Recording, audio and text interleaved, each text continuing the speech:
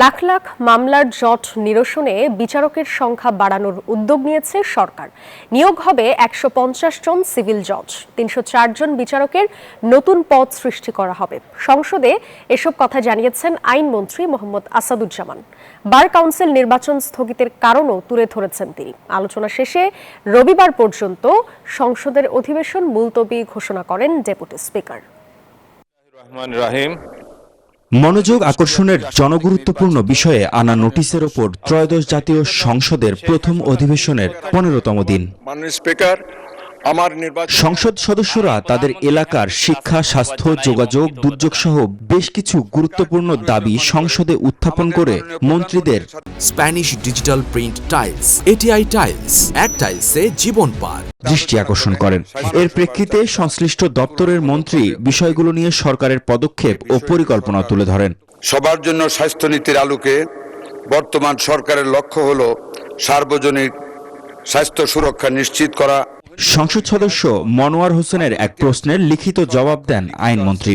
বলেন, বিগত আওয়ামী লীগ সরকারের আমলে রাজনৈতিক উদ্দেশ্যে দায়ের করা হয়রানিমূলক মামলাগুলো প্রত্যাহারের বিষয়ে সরকার সম্পূর্ণ সচেতন।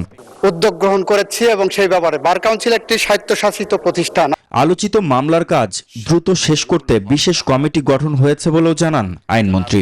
জানান, মামলার জট নিরসনে ১৫০ জন সিভিল জজ নিয়োগ ও আরও ৩০৪টি বিচারকের পদ সৃষ্টির কাজ চলছে। নির্বাচন প্রক্রিয়াকে সামনে রেখে সেই অ্যাসোসিয়েশনের পক্ষ থেকে বার কাউন্সিল নির্বাচন নিয়ে বিরোধী দলীয় নেতা আখতার হোসেনের প্রশ্নোত্তরে নির্বাচন স্থগিতের কারণও সংসদে তুলে ধরেন আইনমন্ত্রী। সেটা হলো ঢাকা বার সহ বেশ কয়েকটি বার অ্যাসোসিয়েশন থেকে বার কাউন্সিলের কাছে অনুরোধ এসেছে যে তাদের ওখানে এখন নির্বাচন চলছে, তাদের নির্বাচন প্রক্রিয়া সমুন্নত রাখার জন্য, এইটাকে নির্ঝঞ্ঝাট রাখার জন্য, ওই বার অ্যাসোসিয়েশনগুলোর নির্বাচনকে নির্ঝঞ্ঝাট রাখার জন্য নির্বাচনটা পিছানোর জন্য বলেছেন।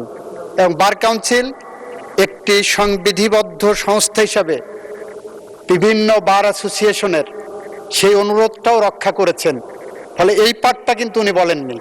এদিকে সরকার দলীয় চিফ হুইপ বলেন, সমগ্র বাংলাদেশে কারিগরি শিক্ষায় গুরুত্ব দিচ্ছে সরকার। কর্মমুখী শিক্ষার হার বাড়ানোর লক্ষ্যে প্রধানমন্ত্রীর নির্দেশনার কথাও তুলে ধরেন তিনি। মাহমুদ হাসান, নিউজ 24, ঢাকা।